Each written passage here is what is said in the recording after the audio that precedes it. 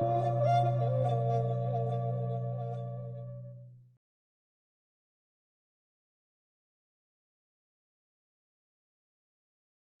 students, today we'll discuss about immunoelectrophoresis.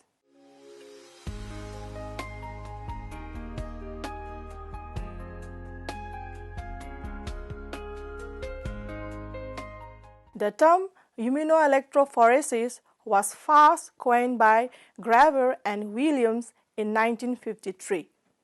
It is a process or a technique in which an antigen mixture is first separated into its component parts by means of electrophoresis, and the presence of the antigen of interest is detected by the formation of precipitin arc or line by immunodiffusion in agar. Principle: electrophoresis is the movement of macromolecules in an electric field, and migration of molecules depends on charge and size. When electric field is applied to a slight layer with gel, antigen mixture placed in vials is separated into individual antigen components according to their charge and size. Following electrophoresis, the separated antigen are reacted with specific antisera or antibody placed in trough parallel to electrophoretic migration, where diffusion is allowed to occur. Antiserum present in trough move toward antigen components, resulting in formation of separate precipitin lines, each indicating reaction between individual proteins with its antibody. The procedure: immunoelectrophoresis involves two distinct and separate steps. In the first step, suitable holes are punched in a buffer agar plate. The holes on the agar plate are filled with antigen, and the proteins of the antigen samples are separated lengthwise through the agar by electrophoresis. After completion of this step, a suitable trough is made in agar, parallel to the length of the antigen migration. The trough is then filled with antibody and allow it to diffuse. The antibodies diffuse laterally to meet diffusing antigen under control condition, and lattice formation and precipitation occur, permitting determination of the nature of the antigen. Precipitates are deposited as arc between the antibody trough and the antigen tract.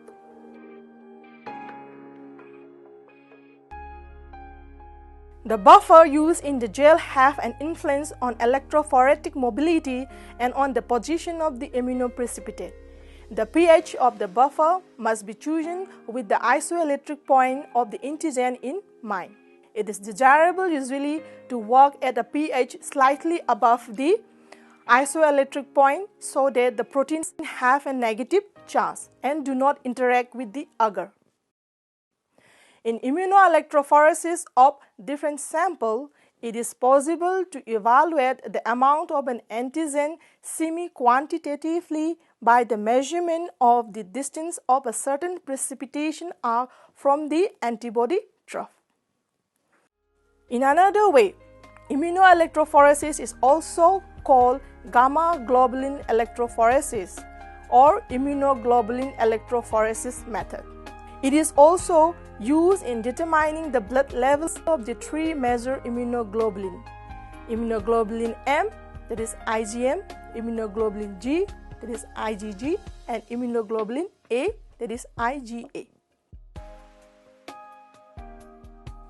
Types of immunodiffusion to see the precipitin arc due to antigen-antibody interaction. First, single immunodiffusion.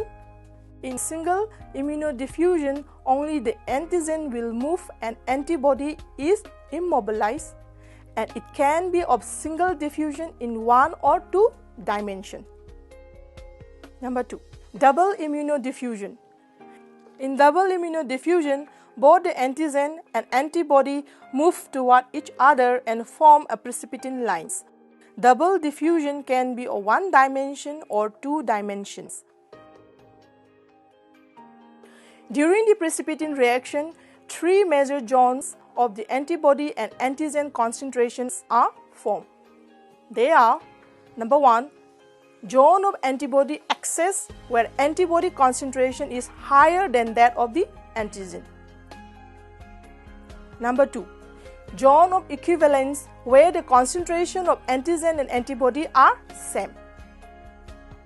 Number 3, zone of antigen access, where antigen concentration is higher than that of the antibody. Precipitin lines will form at the zone of equivalence, where the concentration of antigen and antibody are same, and it is the optimum condition to form the antigen-antibody lattice. Types of immunoelectrophoresis. There are 4 types of immunoelectrophoresis. First, electroimmunoassay, also called rocket or laurel rocket. Second, immunofixation electrophoresis. Third, immunoprecipitation of protein after capillary electrophoresis. Fourth, classical electroimmunoassay. So, in number 1, electroimmunoassay, which is also called as a rocket or laurel rocket. Electroimmunoassay or rocket immunoelectrophoresis is a simple, quick and reproducible method for determining the concentration of a specific protein in a protein mixture. To obtain an accurate concentration, the proteins in the reference solutions and in the unknown samples have to be physicochemically and immunologically identical under investigation. The samples to be compared are applied in well punched out of an agarose gel containing the corresponding monospecific antibody. One-dimensional electrophoresis is performed where interaction between antigen and antibody takes place until a point of equivalence is reached. The end result is rocket-shaped precipitation formation. Then, by measuring the height of the precipitate peak, the exact concentration of protein can be determined. Number 2, immunofixation electrophoresis. Immunofixation electrophoresis is a technique for detecting and typing the monoclonal antibody or immunoglobulins, that is IG, in serum or urine. It is of great importance for the diagnosis and monitoring of certain blood-related diseases such as myeloma. It takes place in 2 steps. In the first step, the IG content in the serum or urine are deposited on an agarose gel, followed by separation according to their electrophoretic mobility under the effect of an electric field. Once IG is separated, second step is the migration of serum proteins. Then, specific anti-IG antibody are used for treatment by adding individually to each migration lane. If there is presence of monoclonal IG, appearance of a narrow band will be observed as precipitates. Number 3, immunoprecipitation of protein after capillary electrophoresis. The step for performing an immunoprecipitation can be done in 2 different ways. In one step, an antibody, which is a monoclonal or polyclonal, against a specific protein is pre-immobilized into an insoluble support like agarose or magnetic beads, which is followed by incubation with cell lysate containing the target protein. Gentle agitation of lysate during the time of the incubation period was done to allow the target antigen to bind to the immobilized antibody. Then the immobilized immune complex are then collected from the lysate, eluted from the support and analyzed based on the nature of the target antigen.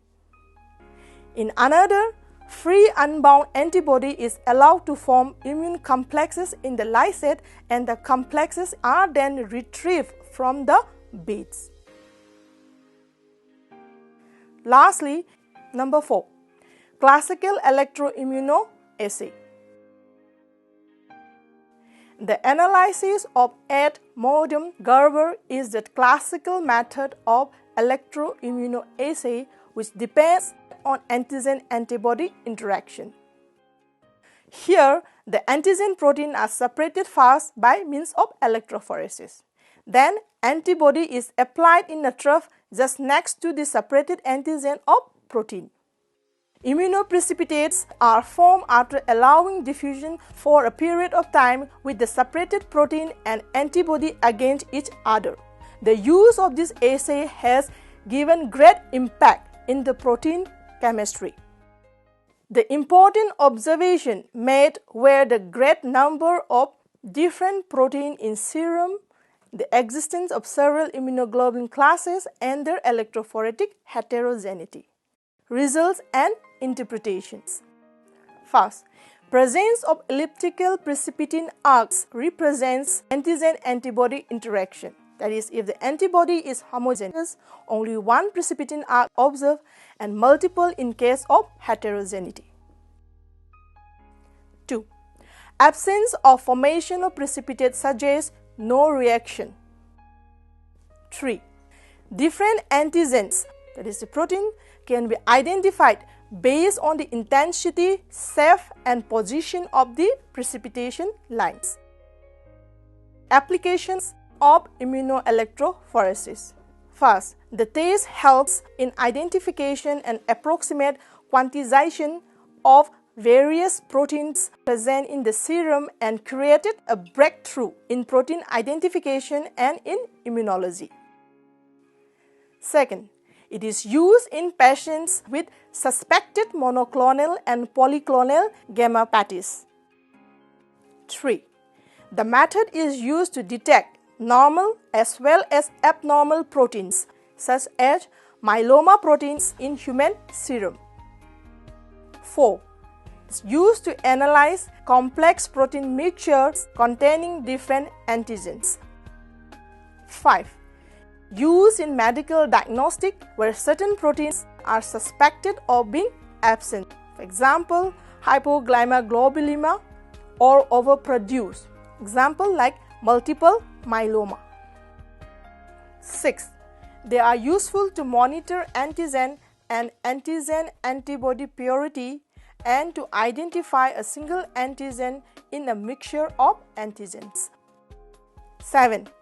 Immunoelectrophoresis is an older method for qualitative analysis of M proteins in serum and urine. 8. This technique aids in the diagnosis and evaluation of therapeutic response in many disease states affecting the immune system. The limitations of immunoelectrophoresis. First, immunoelectrophoresis is slower, less sensitive, and more difficult to interpret than immunofixation electrophoresis. Second, this method fails to detect small amount of monoclonal M proteins because the most rapidly migrating immunoglobulins present in the highest concentrations may obscure the presence of small M proteins. 3. They are limited in food analysis due to availability of specific antibodies.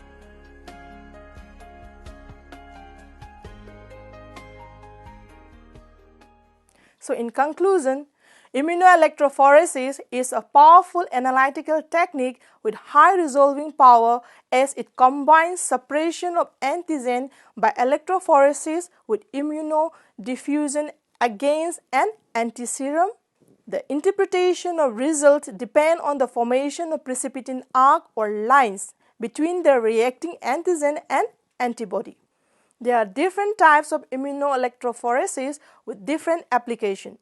The main achievement of immunoelectrophoresis is that it has been able to identify a number of antigens present in serum. It has now been used in various medical, diagnostic, and research purposes.